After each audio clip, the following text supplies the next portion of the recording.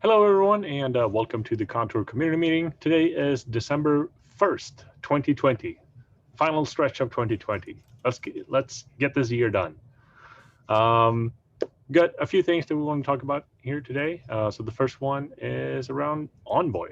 I think that's Steve Sloka typing away here. Yeah, sorry, I wasn't on mute either. My bad.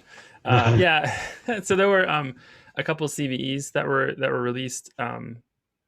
I think one might actually affect Contour. It wasn't clear, but this just came out. So if you're on 116, going to 116.1 is probably a good idea.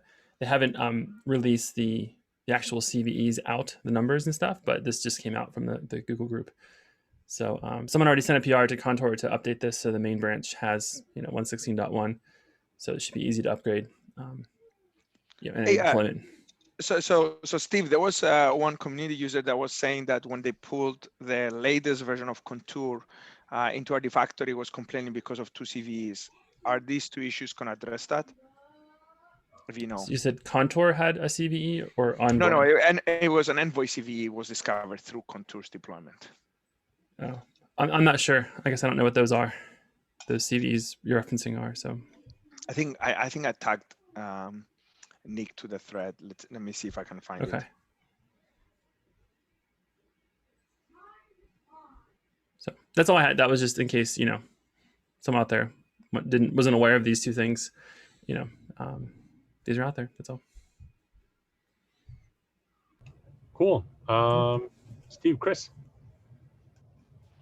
Yeah, just through the things I've been working on in there. Nothing major. We had some of our CI checks were either intermittently failing or consistently failing, and that was causing some issues. So spent a little bit of time just getting a couple of those back to green. So I think everything for the most part is in good shape now, although we still have some further follow-ups to fix flaky tests and maybe one or two other things. And then just getting back to rate limiting. I'd like to actually start writing a design doc. I already wrote a kind of a background doc, but I'd like to put out an actual design proposal. So I'm going to start working on that. And then just been doing a handful of PR reviews on the operator project. Cool. Anything you need help with regarding the operator reviews there? No, I think we're in pretty good shape there, actually. Cool. Right, Daniel. Yeah, we've been plugging away at the operator. I think it's in really good shape for being released with 1.11. Appreciate the reviews on E2E tests that I've been working on, and I think they're just about ready to get merged. And then I've had a handful of Contour PRs that have merged to update the official documentation to include the operator.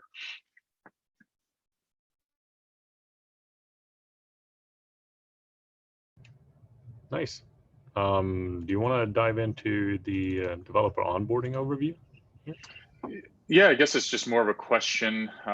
It was on the agenda for November 24th.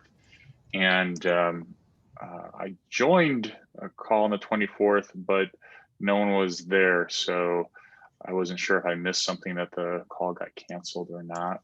We did send out cancellations. It was Thanksgiving week. Right. But it seems like the invites either go nowhere or they go everywhere. So I'm a little... No, if you remember, they got bounced back for some of the people that worked at different companies. Oh, that's right. Yeah, we got some bounces, but unfortunately, my bounces went into my spam folder, so I didn't see them until after the meeting. So at that point, it was a moot point. Unless I missed something, it might be a good idea just to kind of like today's meeting, how there was the announcement, of today's meeting, maybe to do the same if a meeting does get canceled, just throw it on the Slack channel, because I don't know about others, but myself, I don't check my email very much. Definitely. So we are canceling the last 2 weeks in December as well. I'll make sure to note that and have reminders set up for Slack as well. Cool. Yeah, so on that topic is was a couple weeks ago that I did a, I guess it was just 15, 20 minutes internal Red Hat, just a developer onboarding overview of Contour Operator. And we can kind of try this again next week, or I could even kind of give it a shot now if we'd like. So I don't know what everyone would like to do. I say go for it. Yeah, I think it's good. All right, let me see if I can share my screen really quick. Share screen. Then I can cut this up as well and make this a separate video if you want later on as well. Oh yeah, that'd be cool. Let me just get things positioned here really quick.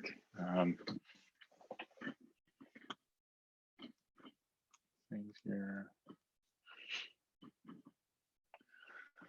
All right, so I think everyone on the call knows about the Contour Operator, but just as a recap, right?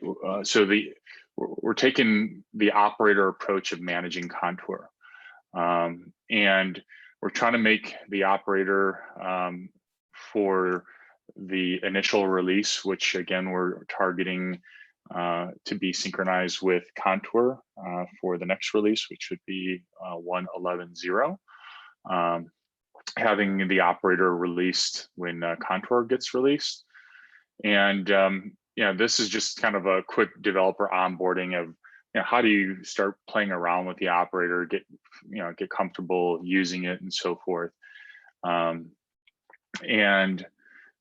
what I've actually done is I've taken kind of like a quick getting started guide, and that's what's become our E2E test.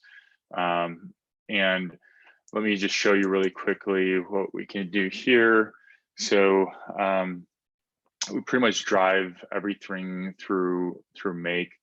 I can go ahead and I think I already have a cluster.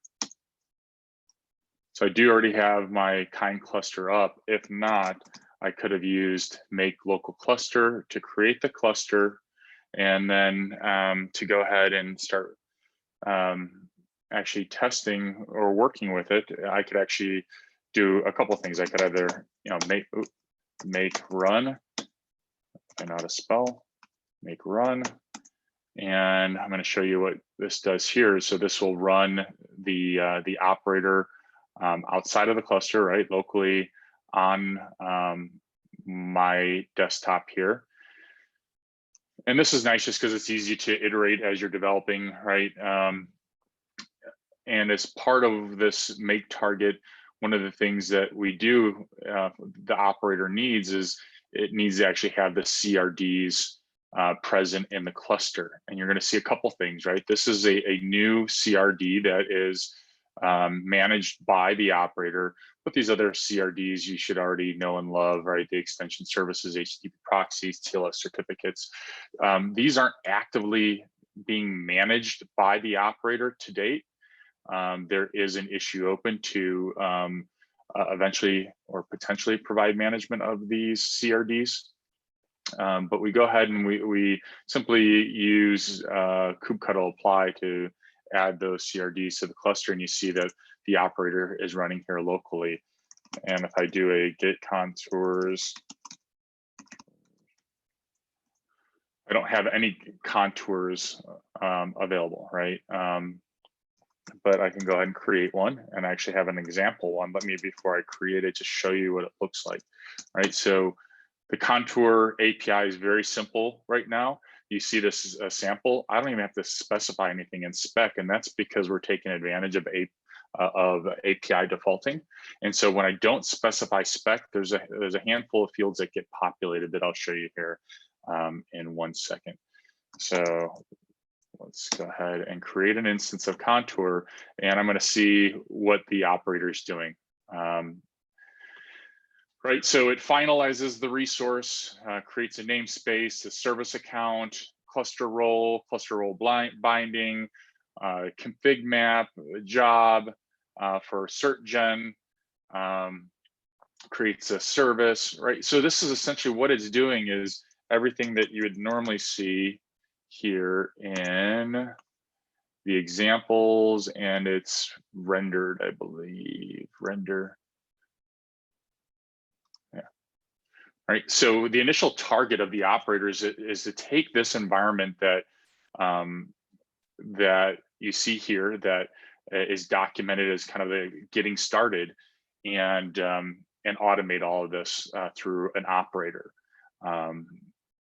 And so everything you see what the operator is doing is normally what you would accomplish, a user would accomplish with kubectl apply. But one of the neat things that you can get out of using the operator is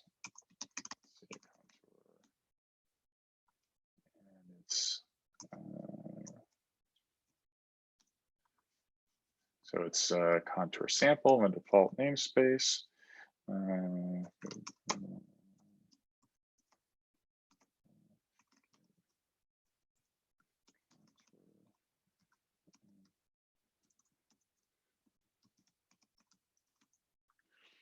Is as I showed you before, I created the instance of the contour. Is spec wasn't actually was empty, and you see the API defaulting added a few things here, and it's configured the namespace that we're creating the contour in. By default, we're not going to remove this namespace upon deletion. So if I later on delete this contour, the namespace will still exist. And this replicas states how many replicas of contour do I want for this instance of contour. And you see a status, and I think this is really a nice first step that the operator provides, and that is we can see that we have 2 available contours, 1 available Envoy, and as long as we have at least 1 available contour and 1 available Envoy, we consider the available status condition to be true, right? We have minimum availability, then you could actually go ahead and deploy a sample workload and start using this system. The plans are to eventually add additional status conditions, but this right now, at least a user can create a contour with little to no input at all, and actually use status to observe that the contour is functioning. And what I can actually do is do a make test -e2e. Let's see if this works here.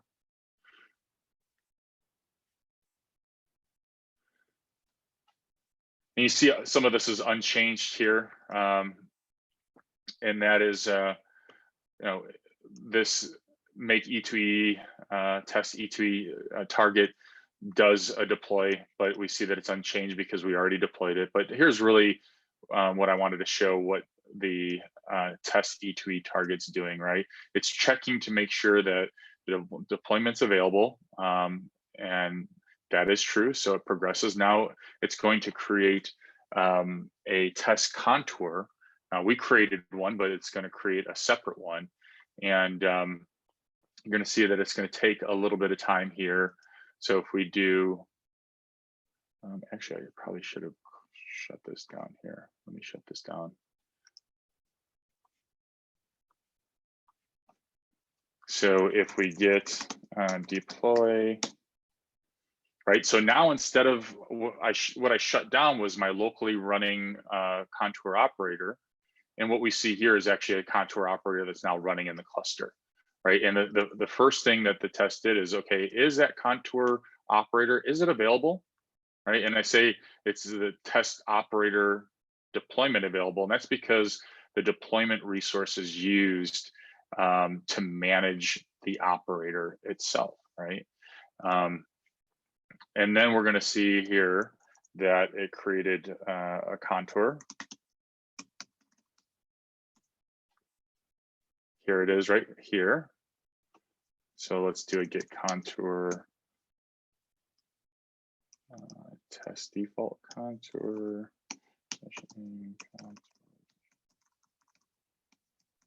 Let's see the status of it.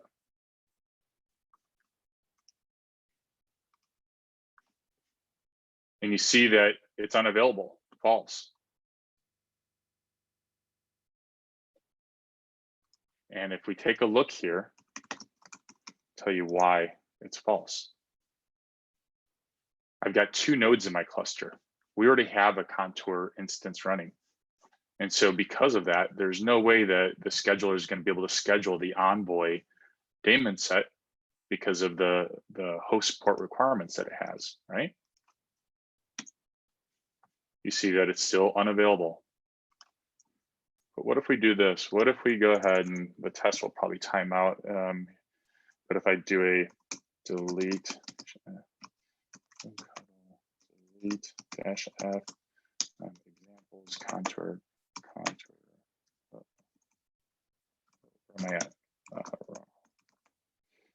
Operator, delete examples contour.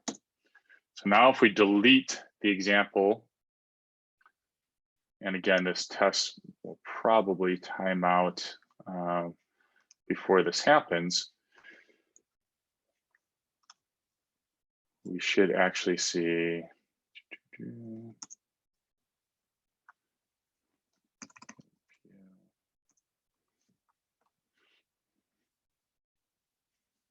so what we need is one Envoy to terminate so that this Envoy can be created. And again, it might time out here. Let's see here.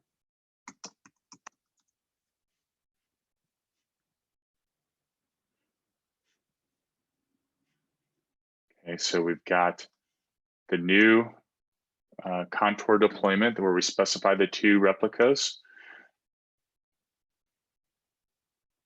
Still waiting for this Envoy to terminate. So this one, all right, so that did terminate. Has this test timed out yet on us? No, it hasn't, so that's good. Let's see here. And let's see if we're getting the status that we'd expect as well here. Oh, did it get? Oh, there we go. So it did eventually become available. But what you'll see is the test then tears down the Contour. So this E2E test, again, this could all be done manually, but I went ahead and in this PR here, where is it at here? Maybe it's already merged or not. This right here adds this end-to-end testing that I'm showing you right here. But let's wrap things up, and I just want to show you, you know, the workflow of a contributor, right? And what you'll see is really the operator. What I try to do is take, you know, have it follow the Contour as much as possible. So a lot of the documentation, the release workflow, everything provides a similar development experience. So hopefully over time, it gets, especially Contour contributors, comfortable in being able to just ramp up quickly and start contributing to the operator. But you can build the operator, you can run the tests. In this PR that I showed you just a minute ago for adding E2E tests, this section gets updated. So it gives you guidance on how to run the end-to-end tests as well. But the contributor workflow is going to be the same as what you get from Contour. And that's about it. I just wanted to just kind of quickly run through the operator and kind of start to get people comfortable with it.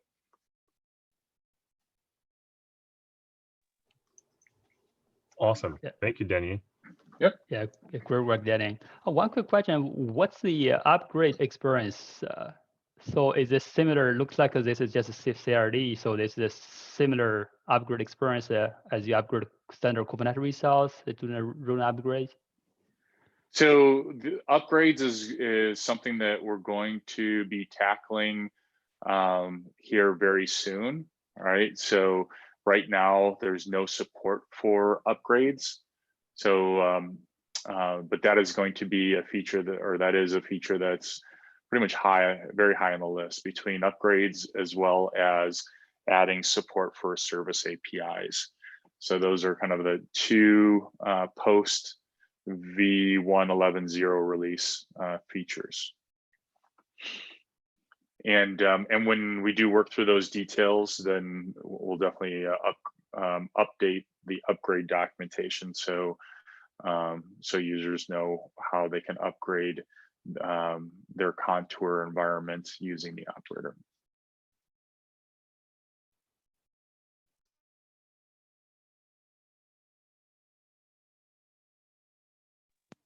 It's awesome work, by the way. It's great to kind of see the contribution, and this obviously going to make it simpler for our users, our contributors, to kind of try out Contour and get it up and running in a consistent manner. So thank you for kind of spearheading that effort. This is absolutely awesome. Yeah, this first release, again, we tried to keep the scope very narrow, right?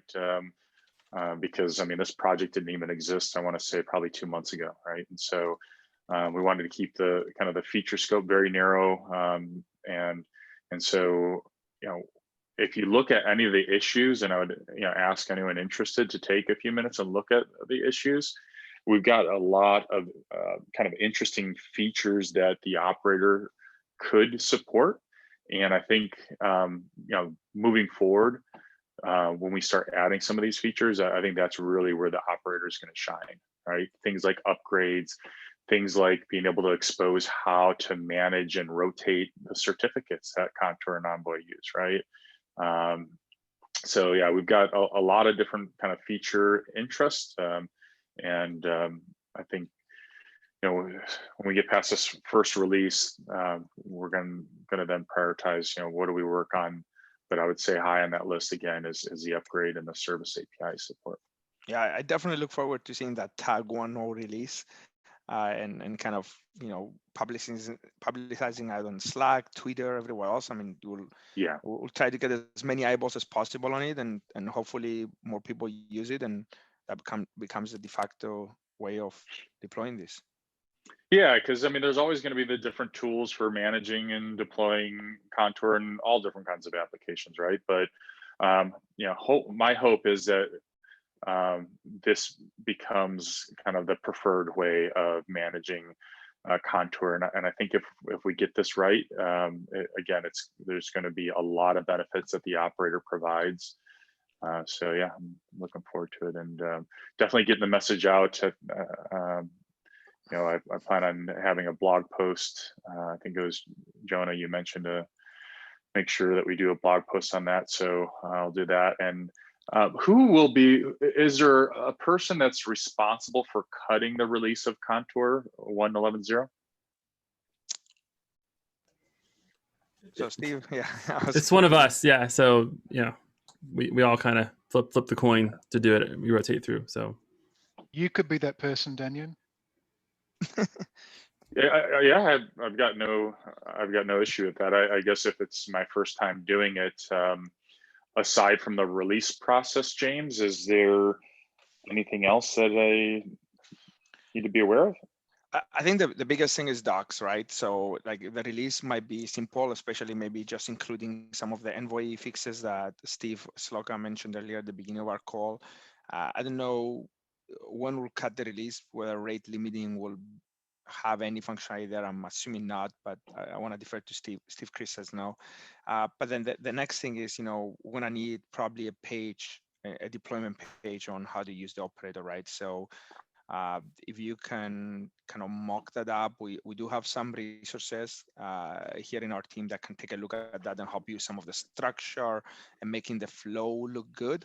But the technical expertise on what does the operator do, how can you use it, how can you troubleshoot that, like we're probably going to be looking at you to kind of help us on that. Well, yeah, and I'm kind of right there with you. And so what I was getting ready to do here was let's see here. So getting started. So I mentioned earlier that there was about three or four Contour PRs that are docs focused of mine that have landed. And so Michael, to your first question is, right, so again, the operator experience, we're trying to make it just as consistent as possible, right? And as easy as possible. So, if you're familiar with the getting started guide, it was just like, hey, there was never option 1 or option 2. It was just go ahead and do this kube cuddle apply, and you've got your quick start contour environment up and going. Well, I think it was last week this merged, and that is now we're providing a couple options, but we're making it very clear that this option is in the alpha state for V111. But again, we're trying to provide that very easy experience. And so now it's a matter of, okay, kube cuddle apply to get the operator up and running, right? We explain what it's actually doing behind the scenes, and then to create an instance of the contour custom resource, right? And so whenever we're talking about the operator and the contour CRD or the contour custom resource, think about that as everything that this does right here, right? So when we talk about that contour API, contour custom resource, or contour CRD, right, it's all kind of the same thing. It's creating an instance of contour that causes the operator that's watching that contour instance to go and do all the heavy lifting that happens back here. And again, okay, great. We hit the mark here, but really the fun stuff is going to begin in subsequent releases, where we start getting to take advantage of things like upgrades and better certificate management options and things like that. And then, with the troubleshooting I have, let's see if I could, is it around here really quick? By the way, I didn't see the operator when I was there because I went straight to the deployment options. So probably want to put the link there. So click on the click on deployment options. And it's here as well. But what you have to do, I think the latest release is, so if you change that to main, here you go. Now you're going to get, in the deployment options, there's not much here, right? Because if I say operator, let's see, what I added here is, right, you can use the example manifest or contour operator. Again, I call out the operators alpha. So in talking with Nick Young, we wanted to make sure that everywhere that we're talking about the operator, that users understand that it's still in an alpha state, and kind of point people to the deprecation policy. And then I think I have a couple, I think I updated the contrib guide that talks about being able to contribute to the operator. And then I have a couple outstanding PRs to add docs around the release process, and a troubleshooting guide as well. So there'd be a new bullet that shows how to troubleshoot the contour operator. And I think for the most part, we're kind of there for the first step of operator documentation. Very cool, thank you. Yeah, it's cool. And the other things that people, when you first look at this contour operator, people think about since they already have this contour deployed without operator framework. So how do they migrate to the using operator to managing contour? So this probably not sure if it is worth mentioning. So how do they gonna just migrate existing deploy model to the contour managed models? Maybe they need to delete the all-in-one manifest and redeploy with contour or something else.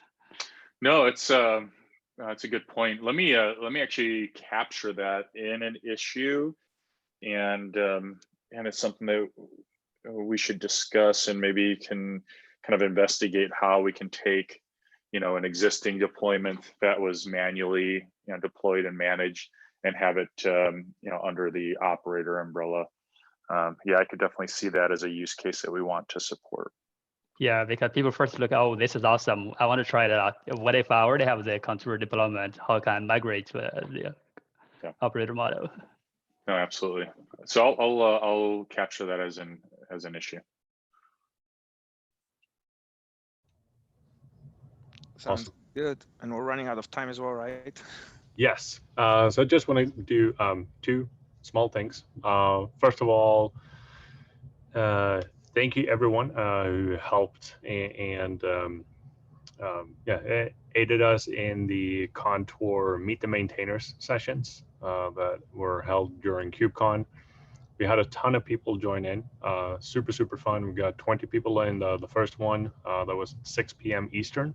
Then we got, I believe it was 56 people that joined in for the second one, which was at 2 p.m. The next day. So we got a ton of people. A lot of people are interested in Contour, and as can be seen during the call here today. Thank you all for joining. It's super fun to see, and we are going to continue on with the Contour office hours, and yeah, try to get more and more people in production here, answering their questions and things like that. I also wanted to give a shout out to Steve here. You're doing something cool called Cloud Native Kitchen in a couple of weeks. Yeah, it's another conference put on by some folks, so should be fun. Actually, a bunch of cool talks that are in there, so check that out. It's a free conference, I think, but it's just a one-day event. So we'll talk about more Contour things there. Yeah. And then there's office hours Thursday, so we can hang out there if folks have more questions or want to chat more about the operator stuff or whatever. We'll have that. That'd be cool. Awesome. And yeah, with that, have a fantastic rest of the week, everyone. I'll talk to you soon. And yeah, maybe see you on the office hours or the next community meeting. Have a good one. Cool. Thanks, Jones. Bye, guys. Bye.